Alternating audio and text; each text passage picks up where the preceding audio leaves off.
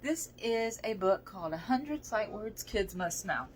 It's a thick book. It does not have page numbers. I don't know how many pages are in it exactly.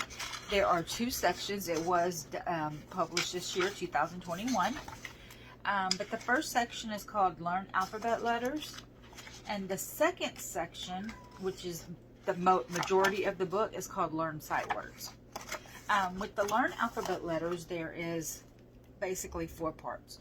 There's the big A and the little a. They can color, and it shows you what it's for. So it gives you a visual of the sight word, the picture, and also shows you the words. You're going to trace the uppercase, then you're going to kind of write your uppercase, and then you have a blank line. Same thing down here.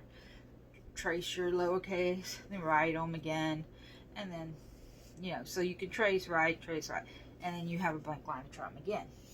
The only problem I have with this is these lines are small. This book is awesome, except for the lines being small. This is a typical size kindergarten paper. This is how big a kindergartner is supposed to write.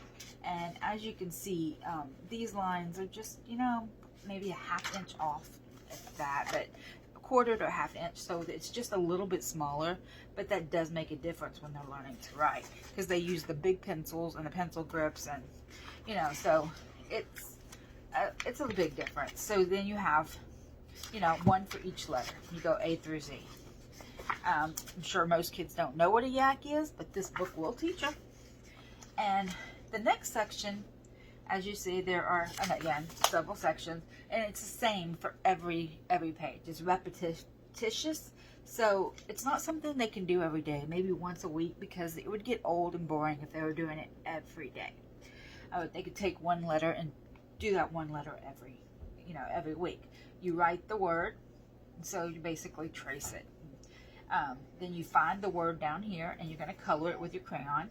Then you read the sentence, and then you trace the sentence, and then you see what word is missing that's in the sentence, and you write it there. And that's the rest of the book. It is a nice book for, I would say, maybe as early as 3, as old as 8. But I wouldn't really recommend for a 7 or 8 year old. It's probably better for like about a 3 to 6, because by 7 or 8 they should be reading, know how to read, write, and everything else. So I think the age is a little off, but I do think 3 is a better age to start them than 4. But overall, I really like the book.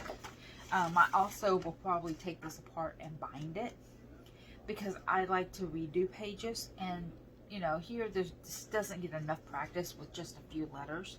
And if we put them in a white out envelope, they can do it over and over and get more practice. So I think I will do that as well.